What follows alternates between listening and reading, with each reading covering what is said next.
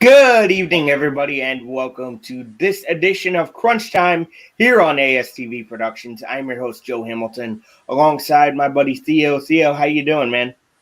Not gonna lie, Joe. I'm a little underwhelmed. I'm a little bit upset, a little bit concerned. May I ask why? Well, my Jets have now lost 7 in a row. They are sliding the wrong way with 5 games remaining in the season. And I really don't see them coming up for air anytime soon the way they're playing. Wow. We'll get to that when we talk hockey. It was a beautiful day here in St. Louis. I thought we were going to get some stronger storms. Ended up not happening, but, I'm glad because I'm not really a storm person. Theo, I don't know if you get thunderstorms up there, but are you a storm person? Love storms. I love hearing rain. I love hearing thunder. I was always told it was Jesus or God rearranging furniture every time you heard a thunderclap. So good things always happen among storms, and we could use the rain. I'm not going to lie.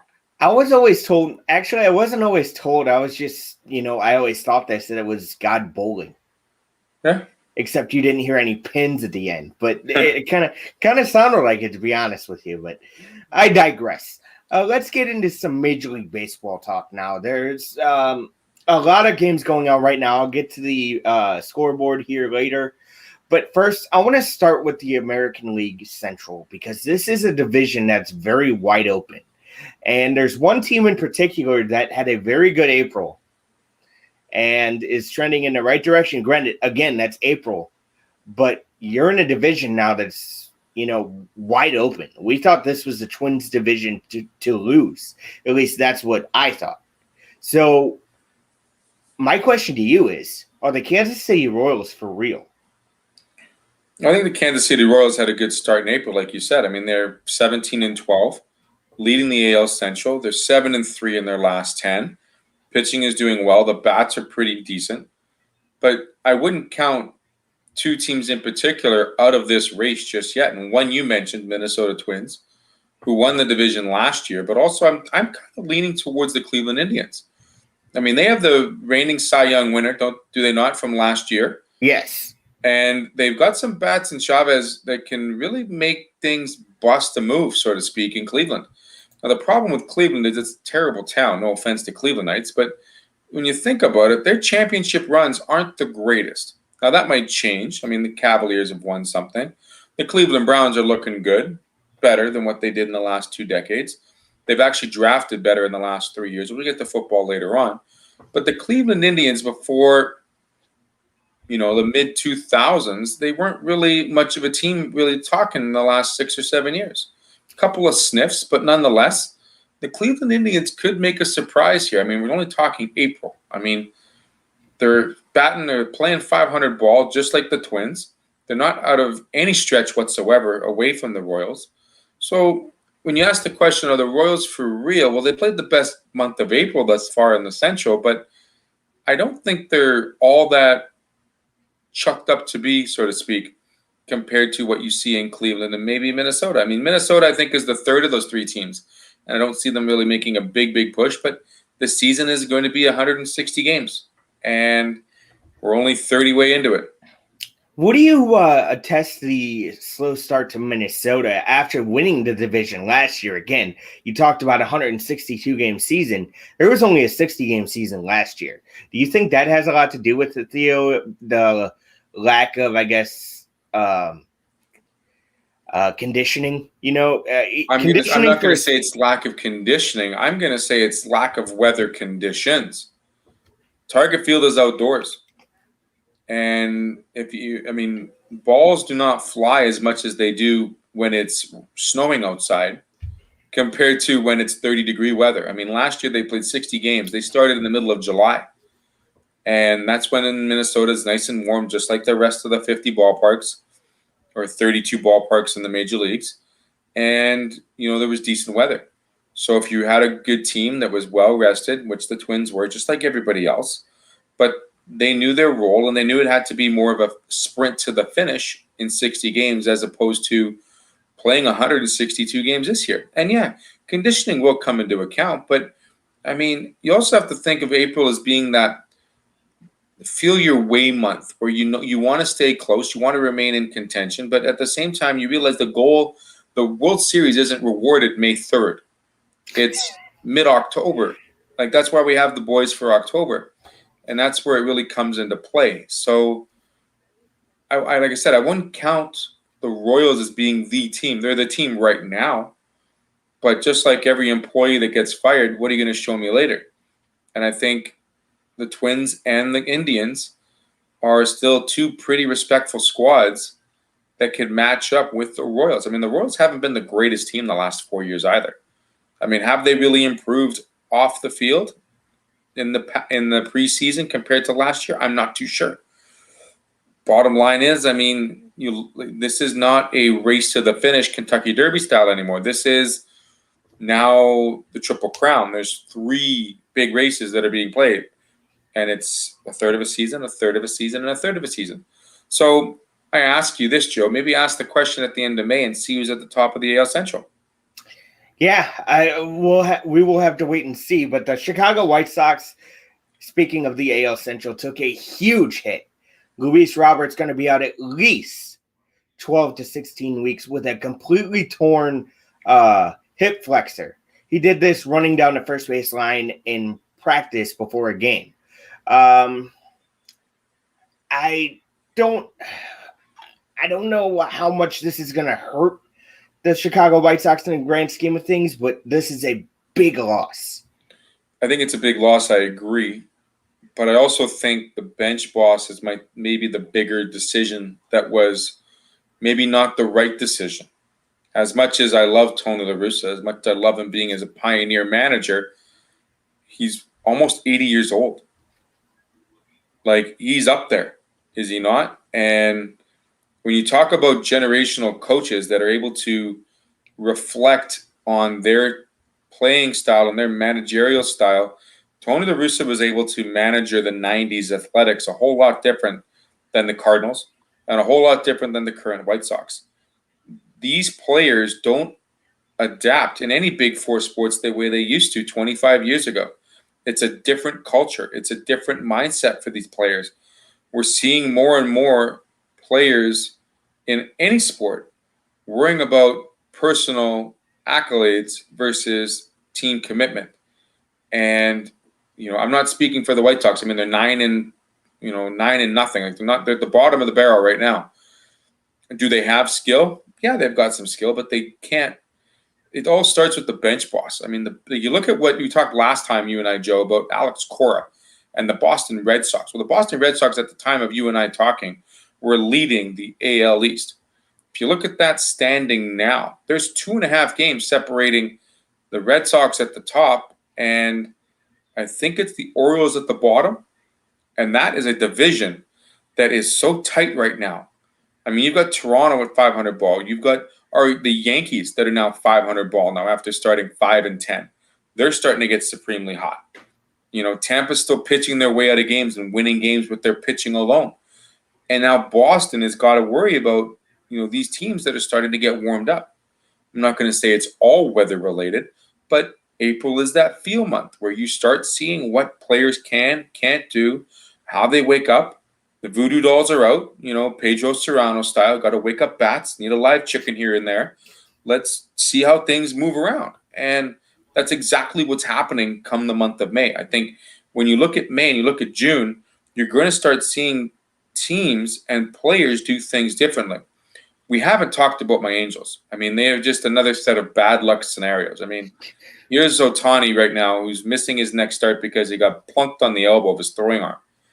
And, I mean, Mike Trout can only do so much still. And they're 500 ball. But when you see them trying to make some sort of a run, putting wins together, something really aggravating or stupid happens to the club. And they just lose all momentum. And it's like, ugh. Like straight out ugh. Yeah. Well, I contribute to the Angels' disasters is Artie Moreno not going out to get pitching. I mean, in my mind, if you're Artie Moreno, you got to go up to Ohtani, basically tell him you're doing one thing or the other. Because there's a reason we haven't seen a dual threat player since Babe Ruth. It worked out early in the season, but how's that going to go over for 162 games and 30 starts? Plus, you're playing. Let me ask you, Joe, if Ohtani was playing on a National League team, would you have the same message giving to him from his from his manager, playing in an NL team as opposed to an AL team? Let's say Jacob DeGrom could hit 320.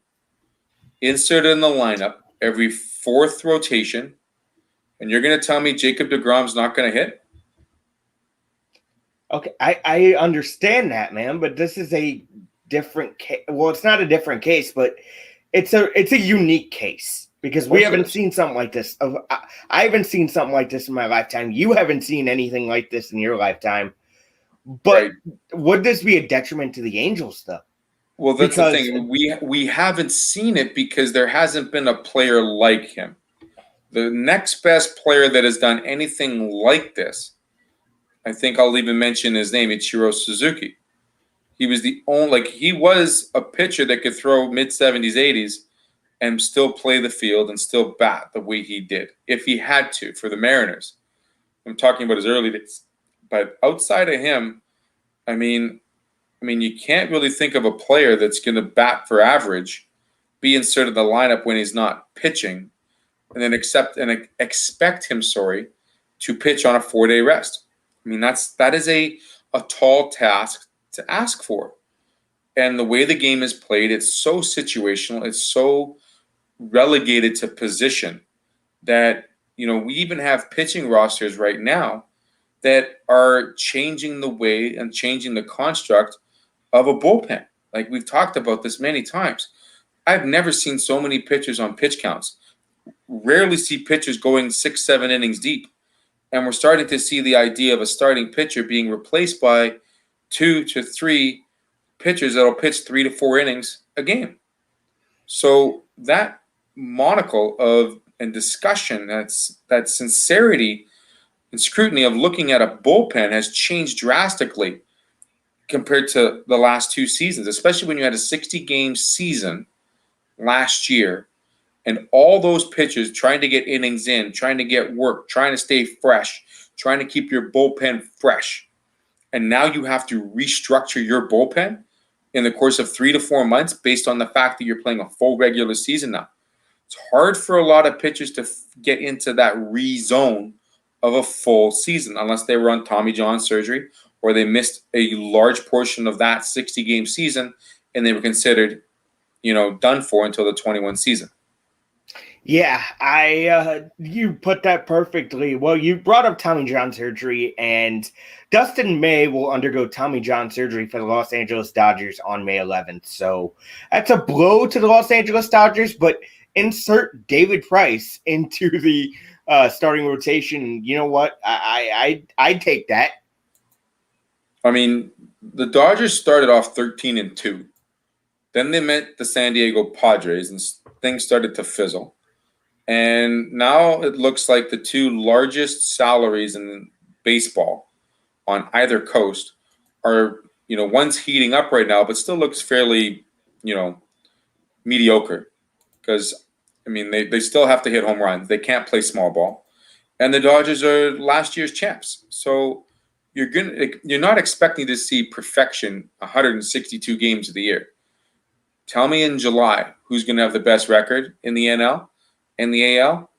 Chances are in the NL you're going to see the Padres or the Dodgers have the best record. The AL is a little bit different. We kind of don't know what's going to happen. Yeah, the AL is a crapshoot, that's for sure. So let's get to the baseball scoreboard. The Philadelphia Phillies are up on the Milwaukee Brewers 4-3. That game's in the top of the ninth.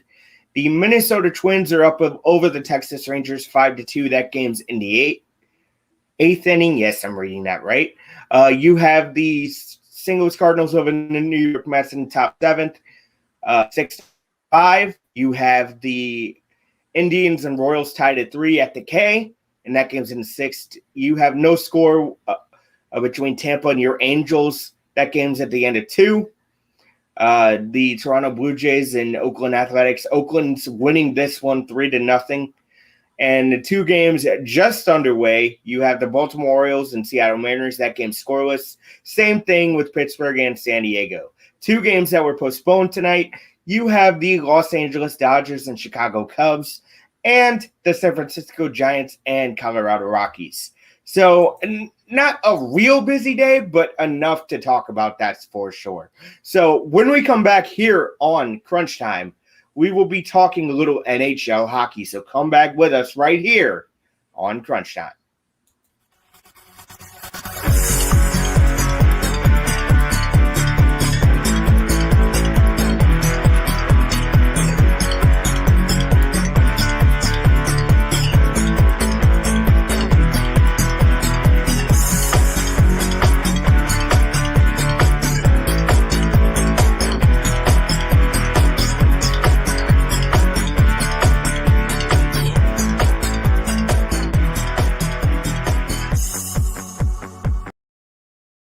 Welcome back to Crunch Time here on ASTV Productions. I'm your host, Joe Hamilton, alongside Theo. Theo, are you ready to talk some hockey? Why not? Let's do it. Let's do it. First, I want to get to my St. Louis Blues. They have come off a 4-game winning streak, and that was snapped against the Minnesota Wild on Saturday night. And back-to-back games, Theo, where the Cardinals, where the St. Louis Blues gave up two two-goal leads, 1 2-goal lead in each of those games. Theo, you're not going to win in the playoffs like that. And right now, the Blues are up on the Arizona Coyotes by 3 points. By 3 points. Look, it's getting down to the nitty-gritty. They should clinch a playoff spot. If they win tonight, they'll clinch a playoff spot by Wednesday, or they'll have a chance to. So, but Theo, what do they need to do to break that trend? I mean, this is something that the Blues have been bugged by for the last, 5-6 years. Oh, I wouldn't go that far. I mean, they won a Stanley Cup a couple years back, so I wouldn't go that far. But it's one of those analogies you say where you find the mini leaks in a dike and you try and fill them up with fingers. You try to, put Band-Aids over top of them, hope the leaks don't spring a bigger leak. With Berube and how he works, it's his mentality to get into the playoffs. It's not his mentality to limp into the playoffs. But like you said, coming off a 4-game winning streak, realizing it's a little bit different now, where we saw at the beginning of the year, we saw more 2- and 3-game series versus a team. You saw an opportunity for teams to address an original game plan, reassess that second game, and then if they still have it working, they have a chance to pull out 3, or it's a rubber match. So what teams have been doing is now they're changing their construct and saying, okay, now we're playing one-off games. I mean, so St. Louis played 2 against Minnesota back-to-back. Who are they playing on Wednesday? They're not playing Minnesota on Wednesday, are they? No, they ended that 3-game series against Minnesota on Saturday. Okay. They are playing the Anaheim Ducks tonight and Wednesday at the Enterprise Center. So they're still playing the 2-game series. Now, the thing with the West Division, California is not a strong 3 set. Right. But they're always sneaky. I mean, they can catch you off guard. They can pot a couple of goals. And if you don't have your offense going, that I don't want to get into tonight with my Jets, it is a struggle. You hold on to the stick too tight.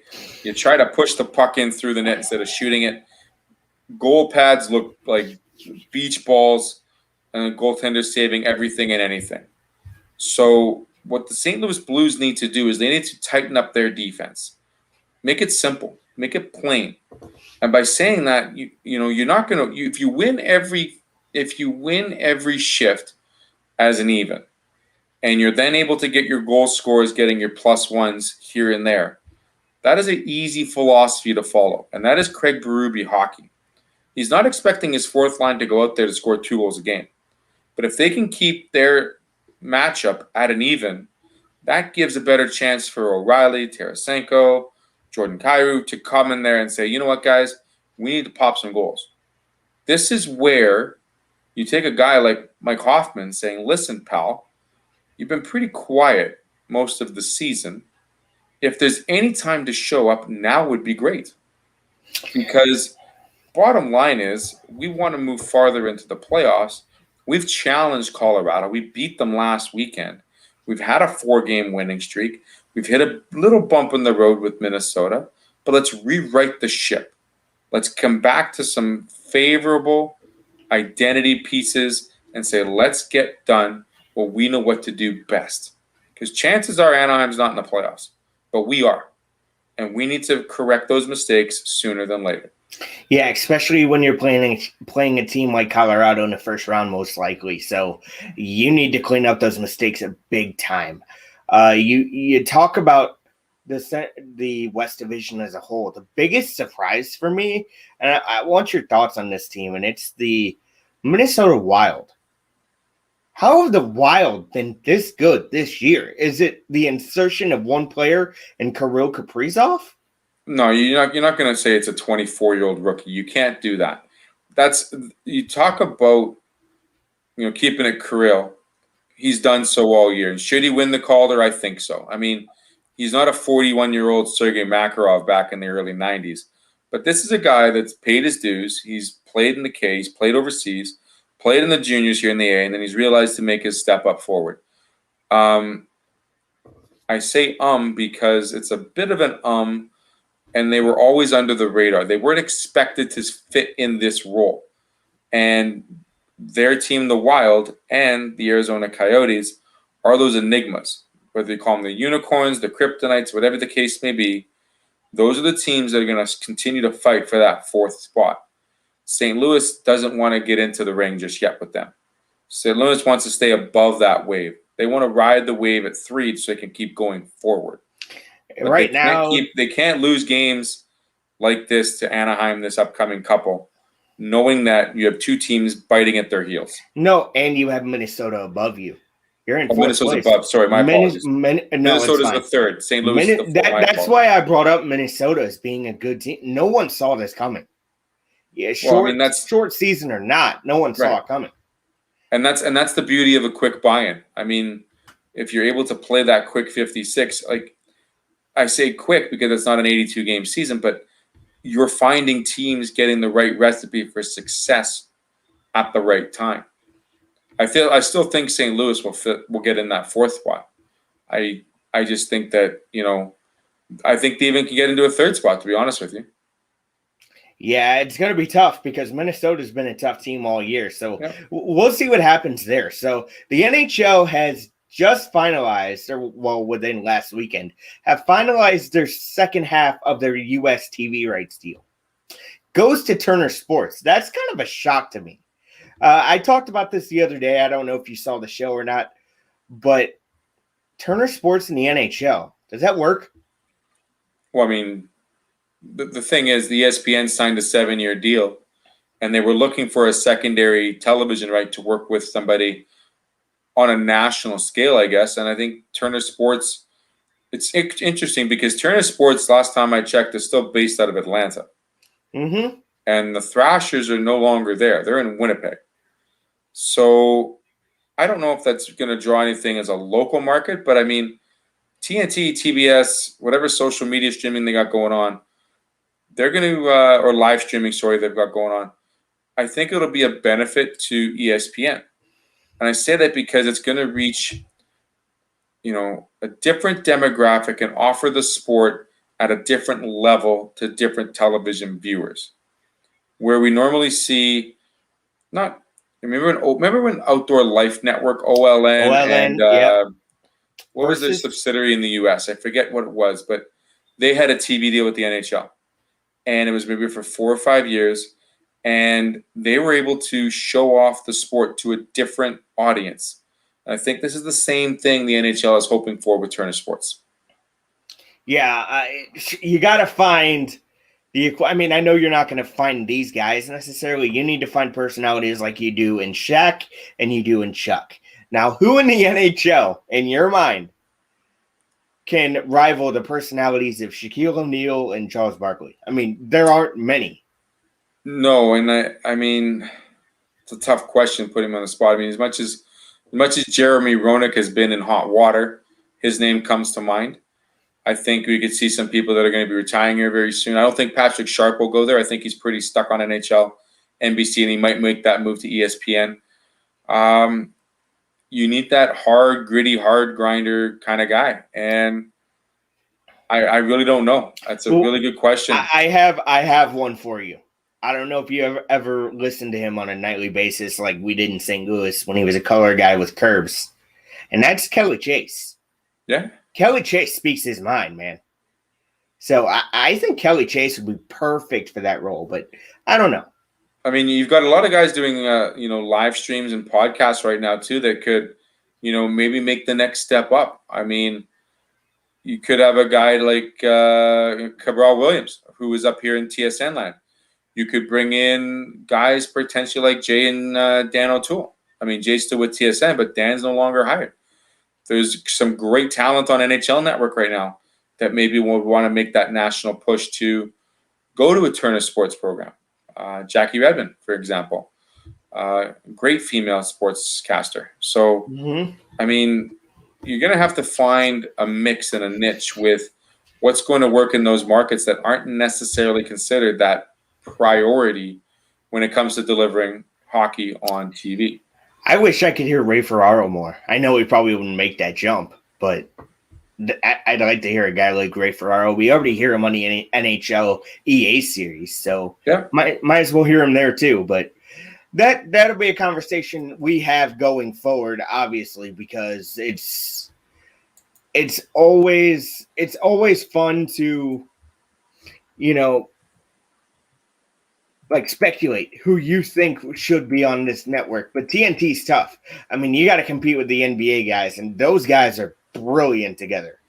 So that's going to be tough. Now, on the NHL scoreboard tonight, you have the the Carolina Panthers taking down the Chicago Blackhawks 5-2. You have the New York Islanders and Buffalo Sabres. Buffalo doubles up the New York Islanders 4-2. You have the Toronto Maple Leafs and Montreal Canadiens. Man, classic rivalry here. Montreal taking down Toronto by a score of 3-2. You have the Washington Capitals beating the New York Rangers 6-3. You have the Philadelphia Flyers taking down the Pittsburgh Penguins 7-2. You have the Nashville Predators taking down the Columbus Blue Jackets 4-3. 2 games going on right now. You have the Anaheim Ducks and St. Louis Blues. The Blues are on top 2-1 with less than a minute left in the third period. And you have the Vegas Golden Knights beating the Minnesota Wild 5-3. That game's midway through the third period. So before we go to break, Theo, tell everybody what we're going to be talking about next here on Crunch Time. It was kind of a big weekend for the big major sports companies. I mean, they talked 7.5 months about the NFL draft. It's finally done.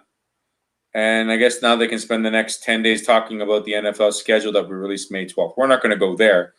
But I think we're going to talk about whether or not certain QBs are in the right place. Correct? Correct. We're going to go there right next here on Crunch Time.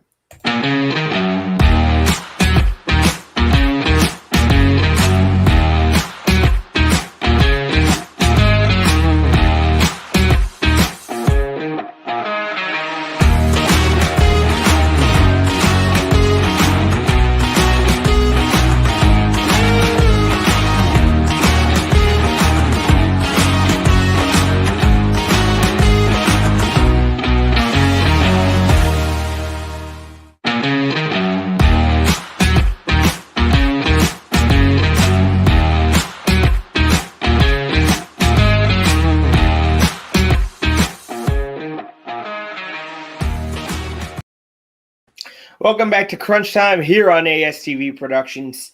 Theo, the NFL draft is finally over. There were some first-round picks that were shocking. Then there were a lot that weren't shocking. You have Trevor Lawrence and Travis Etienne back together in Jacksonville. I mean, who didn't see that coming? I'm sure Trevor Lawrence had something to do with that. I mean, I would think so. And I think Urban Meyer's going to turn that team around.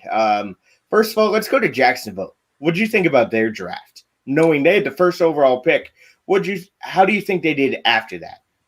I mean, I don't give letter grades to drafts. I'm not like Kuiper and McShay and all the crew and the thousands upon thousands of people that think that they can tell me that, a team does great on potentially drafting legends.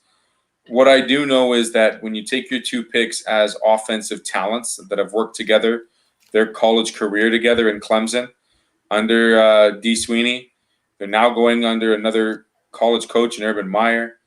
They want to restart that culture, that design of, Clemson football, starting with Trevor Lawrence and Travis Etienne. The bottom line is you got to protect Trevor Lawrence. And you, I think, only drafted one offensive lineman. And you drafted one other talent at wideout. I don't remember what pick it was.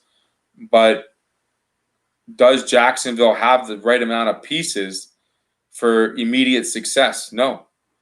I'm going to say the same thing that I've said in recent shows. You draft Burrow to Cincinnati.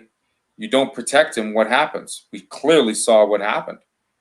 And if you do the same thing to Trevor Lawrence, will he bounce back?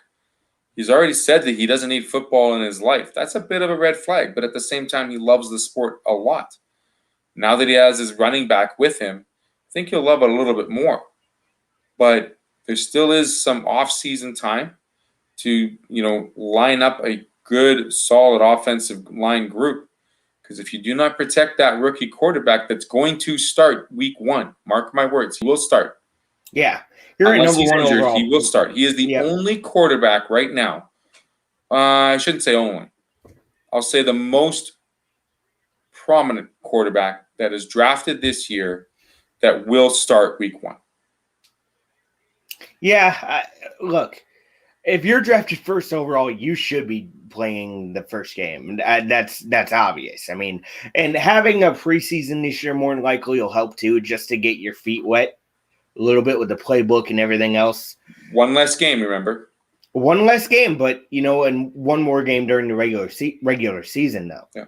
So you knew with the drawback of one less preseason game was going to bring one more regular season game into the mix. But the fact best line I could say about Trevor Lawrence is Peyton Manning once told him this week to Urban Meyer and to the staff of the Jacksonville Jaguars, you got to play him every day because he has to beat my record of 28 interceptions my rookie year. Let's not forget how terrible of a quarterback Peyton Manning was his rookie season. And that's the problem with today's culture in football. It is a what have you not done for me lately? It's what are you going to do for me now? And these quarterbacks that have been drafted are expected to do so much right out of the gate. And there's too much of a quarterback carousel. There's not enough respect, not enough faith in your quarterback. Let's talk to the next two quarterbacks. They are probably the most, I don't know if you call them underrated, overhyped,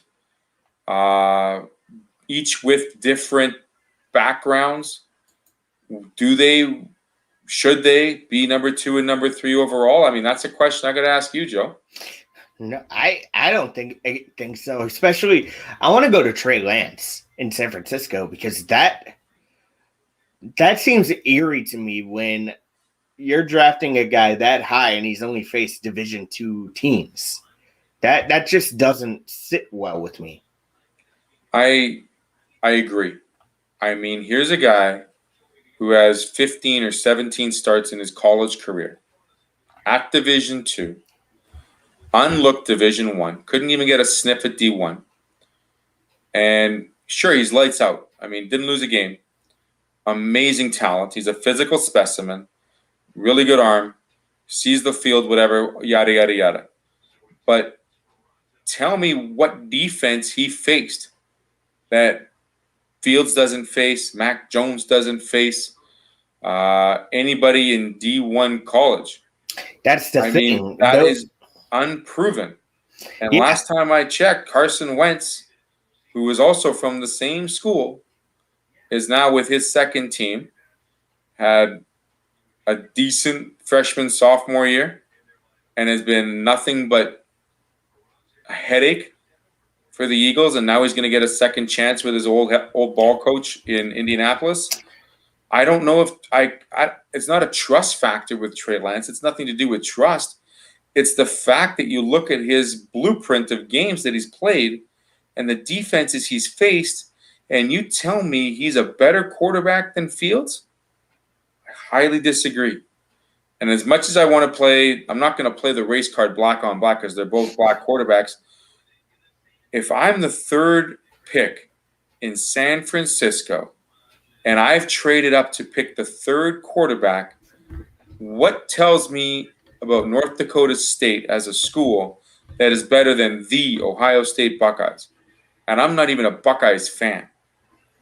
Yeah. And tell me why you make that trade and you think so highly of them when you also considered the fact that San Francisco was that enigma. They were that, are we taking Jones? Are we taking Lance? Are we going to take Fields? Are we going to take this pick now and trade it away to Green Bay and then try to get a whole bunch of good-looking stuff, give it away, and get our boy Aaron Rodgers back to his homeland? I mean, that was also on the table, apparently, speculating, of course. But here's the deal. I mean, San Francisco had no buyers or takers for that third pick. So they were stuck with playing Russian roulette, I guess, and they had to pick a quarterback. I don't think they should have taken a quarterback. I think they could have picked a quarterback later on, drafted down, moved down, pick up some other picks. Last time I checked, Kyle Pitts was taken 4th, right? Yeah. Vinny Sewell would have been a great pick too. I think he is going to be the stalwart on the offensive line for the Detroit Lions, and Detroit quarterbacks in the future are going to thank management for drafting him if their first-round pick. Same thing with the Chargers. I mean, my Chargers did something smart. They filled a void, and they got the second-best offensive lineman in Slater from Northwestern University. I don't think the USC Vega, whatever his name is as good as Slater. I think Slater is more hard-nosed. I think he's a little more mean. I think he has decent footwork. I think he just has to re-get his playoff motion, his professional NFL motions more refined. Once he does that, he will protect Justin Herbert a heck of a lot better. But Pune Searle, you have to remember, he called out last year. He stayed up COVID-wise. So he doesn't have 11-mile games on his feet. Pretty big deal. Yeah, pretty big deal not to have all that mileage on you, potential of getting hurt. He's much more fresh. There's one team that I cannot believe didn't draft a quarterback, and that's why my big question for the NFL, why that comes into play here. The Denver Broncos did not draft a quarterback after seeing what Drew Lock really is. Why the hell would you not draft a quarterback? Or trade up to draft a quarterback? They must really think that they want a proven quarterback. Maybe they feel they have enough talent to trade to Green Bay to get Aaron Rodgers out of Cheeseland. Maybe they decide to look at a Russell Wilson who's still sitting on the fence, so to speak, even though Denver wasn't one of his 4 teams. The bottom line is, I'm surprised. Well, first of all, I'm surprised Carolina decided to take Darnold over Teddy Bridgewater and pick up his $22 million 5th-year option when you have Teddy Bridgewater in that position already. Why not draft another quarterback like Bridgewater and train with him? Instead, you go Sam Darnold, a USC product I can't stand, just like what's his face, that Sanchez. Mark Sanchez. Just like Leinart, just like every other USC quarterback I can't stand. The only USC player that I will still stand up for is the O.J. Simpson. But the bottom line is that's going way back. But I mean, I get the potential, as if you don't want a player to go to another team in your division, but Denver dropped the ball there. I mean, not taking anything from Surtain, who's a phenomenal quarterback, who's going to be a shutdown quarterback. Talk about a player who takes away half of the field by himself in college football against the best offenses in the SEC. He did it for 2 years, not 1 year. He did it for 2 years, almost injury-free. So they got something good out of him. But, I mean, you must think that drafting a cornerback in Surtain is better than drafting a potential quarterback like Jones. Tell me why, before I get to my Rodgers question here, why do you think Mac Jones is the best quarterback in this draft? I don't say he's the best quarterback, but here's the deal. Quarterbacks that go first round, when they go in the first 5 picks, they automatically do not have the protection that they wanted to have in college ball, number one. Number two, they're working with a playbook that is not as I don't say professional, but it's not in their likely. I mean, you talk about all these dynamics and these analysis of a coach and a roster working with a first-round pick and trying to sling them in there right off the hop and trying to work to their powers that be and all the strengths that they have. But then you see a player like Burrow break his leg, have his knee twisted 3 ways from Sunday, and he misses half a season. Here's why Mac Jones works great. Physically, he looks almost like Tom Brady without a shirt on.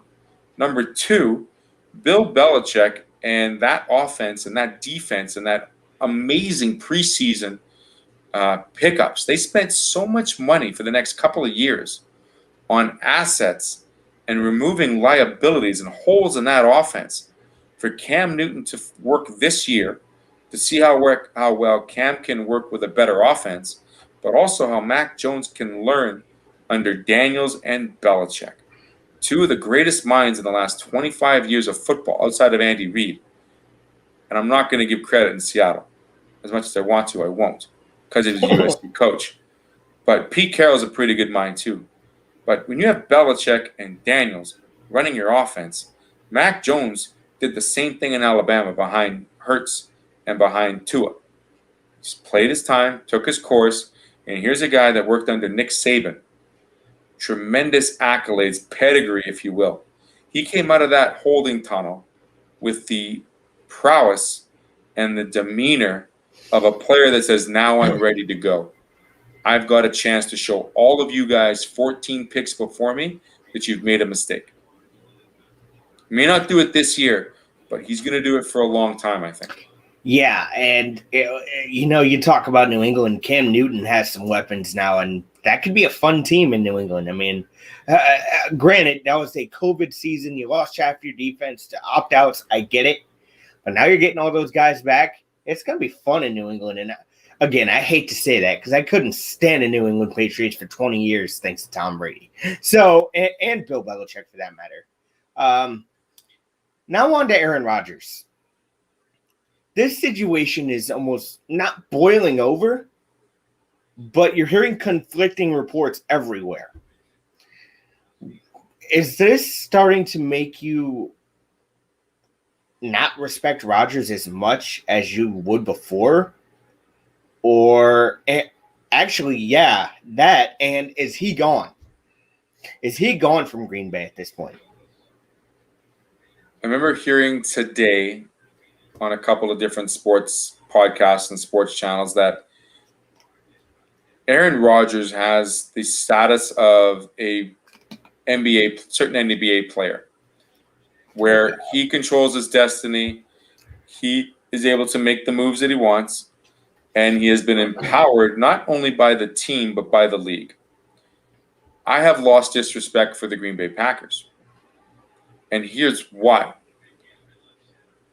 Of the last 10 drafts, we know they've only picked one offensive player.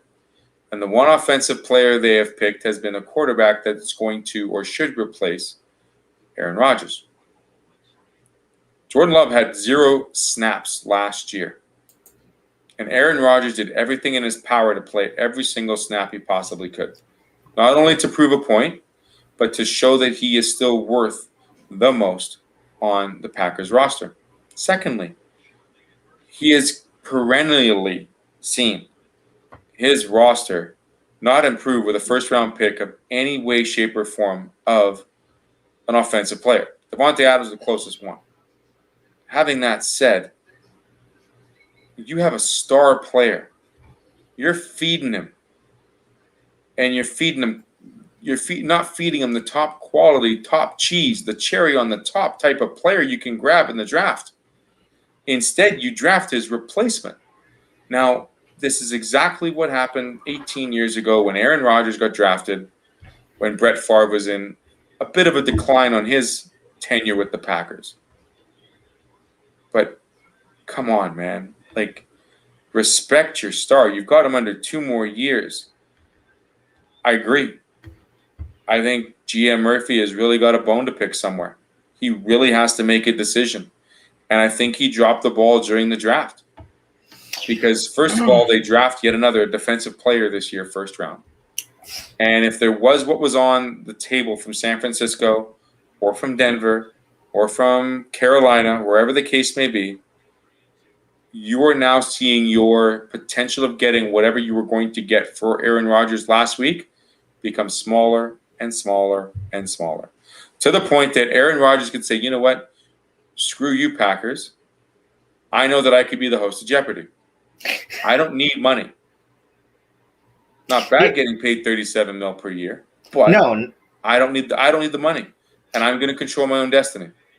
Yeah, if I was Aaron Rodgers, man, I hold the ball in my court, and I'd almost say trade me because I'm so tired of being a Packer fan. I'm just so tired of the Packers not doing anything for their quarterbacks. I mean, they did it with Favre, and I never understand it.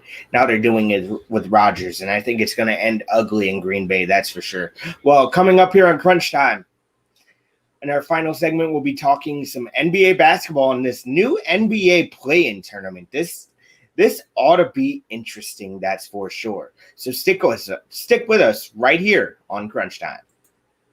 Hey Crunch Time fans, my name is Graham Forsyth. I'm the host of Coffee with Graham and the Prospect Show on ASTV Productions. On Coffee with Graham, I talk to athletes, coaches, and whoever else involved in the amateur sports scene in Manitoba and Saskatchewan. And on the Prospect Show, I talk to the best young hockey prospects from around North America. You can catch all the coverage on ASTV Productions. You can catch Coffee with Graham on Tuesdays and Thursdays at 10:30 a.m. Central Time. And for the Prospect Show, that show airs every Friday at 8 p.m. Central Time. Hope to see you there. Have a good. Welcome back to Crunch Time here on ASTV Productions. Theo, the NBA, just like the NHL, is getting close to playoff time, and it's going to be a fun playoff scenario, that is for sure. I'm sure you saw the article on this play-in tournament and how it's going to work and everything else. LeBron James seems to not like it. We'll get to that in a second after he says that there should be one, but whatever. First of all, is there going to be as much intrigue as the NBA wants in this tournament? Think about it. I mean, the last regular season, if you did not have a playoff format with a 7, 8, 9, 10, there were probably upwards of 12 to 15 teams that were starting to tank for lottery picks. Now, if you look at both divisions, the East and the West, you have 15 teams in that 7 to 10 potential. Now, teams that are in 5th and 6th place worried about falling to 7, where the Los Angeles Lakers are. You've got teams that are 11, possibly going into the 10th spot. So you take already 7, 8, 9, 10 times 2, which is 8 teams. The 2 teams above and below, you're looking at 12 teams. There's 12 teams worried about their potential playoff position this late in the season. I mean, we're seeing teams like the New York Knicks, who are above that 7th spot right now in the East. But who knows what could happen to the Knickerbockers, because they haven't made the playoffs in close to a decade. You've got a player like Zion Williams, who went into the bubble last year tanked it with the Pelicans. Yet this year, here he is trying to be that playoff potential team with New Orleans. And wouldn't it be great to see Zion in the playoffs, even if it was for a 2-game series? And then you've got players like in Golden State, good old Draymond Green, who likes to just say it how it is because he's a Michigan State boy, and he thinks he knows what he's knowing about, what he's talking about. Good for him. But Draymond Green says, I don't want to play in this because it's not worth it for me. We should be a first-place team anyway. Well, last time I checked, Mr. Green, you're not a first-place team. You're not playing like a first-place team. So why don't you take it for granted that you get to play in this playoff and really be a stinker? And let's not forget about our friend, LeBron James, who about a month ago wasn't worried about it because he wasn't injured. His running mate was still injured but coming back in recovery. And now you look at their Laker roster, and LeBron was injured against Toronto the other day, sitting out tonight's game. And one of their point guards is out for the next 10 to 14 days on protocol. They're sitting in the 6th spot. They potentially could slip to the 7th spot, potentially the 8th spot. Now, LeBron James has never made the playoffs in less than, I think, 2nd or 3rd place. 2nd place, I think, is the lowest he's ever filled. He's always been that top 1-2 team. This is new treading water for LeBron James. Maybe it's another chapter to the saga of 23, the different 23, the not-so-better 23 than my 23. Because don't even get me started about the best 23, because I'll tell you right now who it is. And it's not the 23 wearing gold and blue. The bottom line is LeBron, like I said about, the JET boo-boos and any other team that I want to throw poop to, you want to do something about it, show it on the scoreboard. You want to do something about it, listen to your coach. You want to do something about it, get the W and forget about the L. Don't put yourself in a position where you have to be challenged. Challenge that position to your positive abilities. Don't blame injury. Don't blame your teammates. Don't blame anybody. Just go out there and get it done. Simply put. And if you get put in that 7th spot, you know what? You probably do deserve it. Yeah. And wasn't LeBron James that guy that wanted this tournament? Didn't he come out and say a year ago that this is what he wanted? And now he's going to say he doesn't want it. And the person that came up with it, and I'm quoting this, the person that came up with this should be freaking fired. And I'm saying freaking. I can't say that on here. I'm not going to. Well, he basically said that, and that's something that – look, I like LeBron James as a player, but that's hypocritical as it gets. How are you going to come out and say, I'm all in favor for this? And so last year, what was their seed? They were number 1 seed, right? Mm-hmm. Okay. So a number 1 seed that could potentially play – he's got the same roster. So he's like, man, we're good. NBA Finals champions of the league. We've done all we got to do. Awesome. Early start to the year. We're going to start at Christmas time. Shorter season. We'll be good. Taking care of my body. I'm spending over $1.5 million taking care of me. My running mates will be good. We'll be ready to rock. Well, you get injured. Just like every other potential NBA MVP this year, they got injured. Your injury is taking a bigger toll on you than you thought because you're now older. Your body doesn't respond the same way. And at the time of this decision being made, you were a number 1 seed, which meant the team you're probably going to play has played an extra 2 games already. So they're not going to be in tip-top tape for you come the first round of the NBA playoffs. Of course you're going to say those things. Yeah, welcome it. Bring it on. Yeah, great. Hippocrates once said, be careful what you wish for, young man. Confucius once said, bullshit might get you to the top, but it'll never keep you there. Remember what you said, young 23, because here's the deal. It's going to come back and haunt you. And just because you say it and because it means so much to the NBA world and the NBA family, Luka Doncic said it 2 weeks ago, 2.5 weeks ago, the same thing. But what he says doesn't matter. Au contraire, my little friend. He said the exact same message. Mark Cuban said the exact same message. They were part of the situation last year when it was being decided. They weren't expecting the Phoenix Suns to be at the top of the West. They weren't expecting the Denver Nuggets and the Utah Jazz to be doing what they're doing. And, oh, that's right, the Clippers are now ahead of the Lakers. A little bit of animosity? I think so. Yeah. I'm not even getting to the East. Well, we need to get to the East because, and I was talking to a buddy of mine. He said nobody wants to watch those games. I don't know if you saw what the matchups would be as of yesterday or the day before if the season ended. But he goes, no one wants to see the Indiana Pacers get knocked out in 4 games by the 76ers or Nets. Nobody wants to see that. Is he wrong? Who said it's going to happen, though? Because we don't know which team Brooklyn's going to put on the floor. Okay, but here's the thing, though. Since I've been alive, it's always been who's going to be in the finals. Do we? Or at least since I've been following it kind of closely toward playoff time.